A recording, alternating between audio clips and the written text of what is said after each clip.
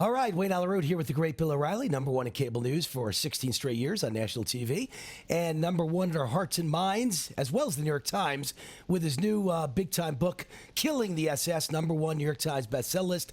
Bill O'Reilly, welcome to the show. Thanks for having me back, Wayne.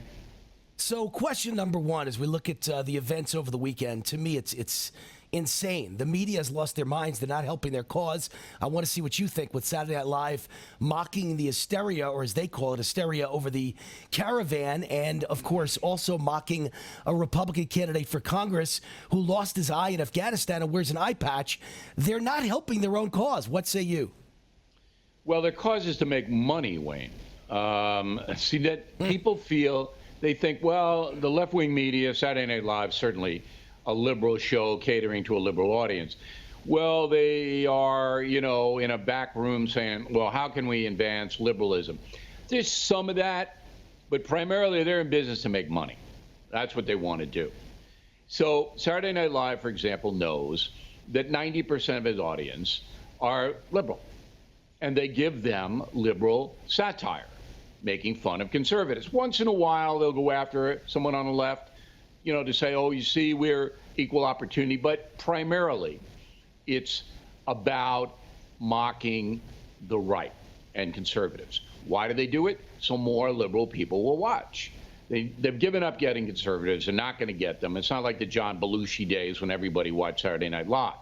Okay, so the bottom line for Saturday Night Live, the news, I gave a interview to the Washington Examiner today about cable news and other things. It's on BillO'Reilly.com posted. And I said, look, it's about money.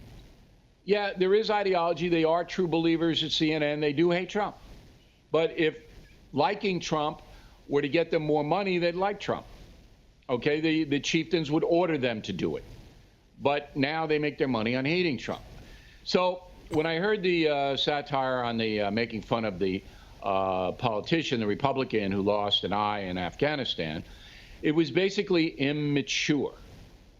The guy who did it, Pete Davidson, he's a funny guy. I mean, he's all right, but he's immature. Now, why Lauren Michaels, the head of the operation, didn't pick it up, I can't tell you, Wayne. I really can't. Now they're getting all kinds of heat, NBC. All right, what are the big issues in tomorrow's big election? We've got immigration, which I certainly and many on the right believe is the big issue. And on the left, they keep swearing that in their polls, healthcare is the big issue. What say you? Both are big issues.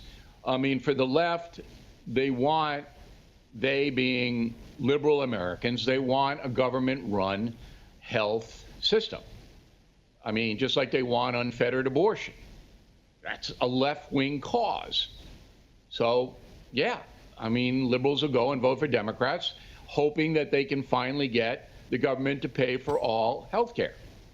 On the right, conservative traditional Americans say, you know what?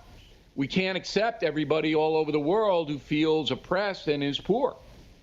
We got a $22 trillion debt right now in the USA. We can't do it. So we want a strong border, and we want a government that says no to people who want to cross in here illegally. So, yeah, that's going to motivate conservative traditional Americans to go to the polls. So you got two motivators, and we'll see who shows up more. I want to know what you think about my theory, which is it's a little bit of a scam when the liberal media says healthcare is the number one issue, because half the people are probably saying, as liberals agree, I hate what Republicans are doing. I like my Obamacare. And the other half are Republicans and conservatives saying, I hate the high premium prices. So it's not like all those people hate the idea of repealing Obamacare. Half are for it, half are against it. So it's a little misleading. Well, I mean, the media is never going to report anything honestly.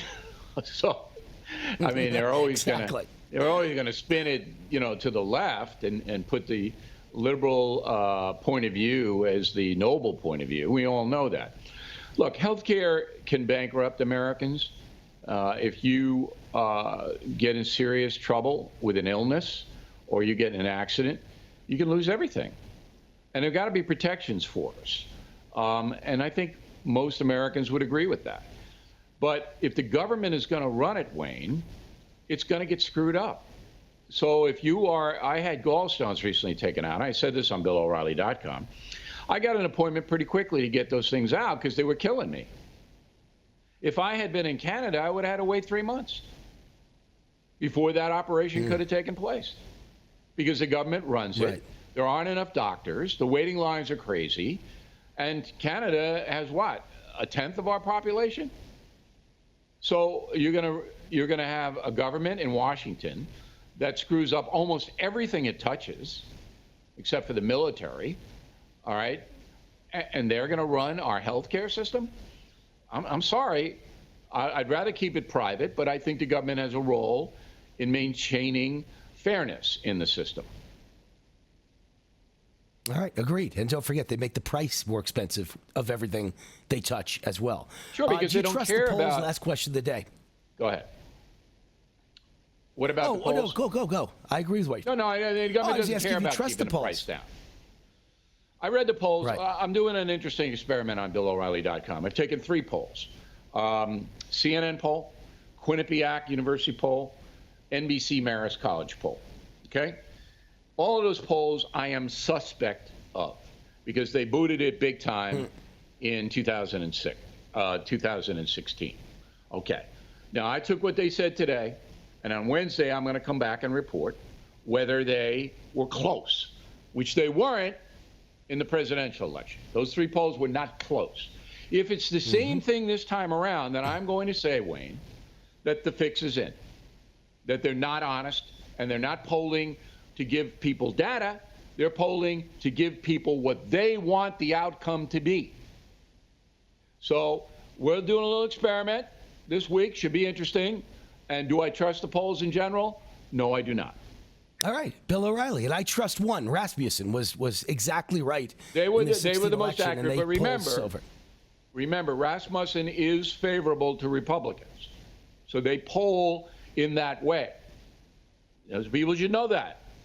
But they were the most accurate in the presidential election.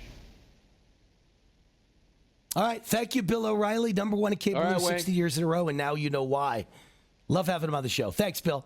Talk to you after the election.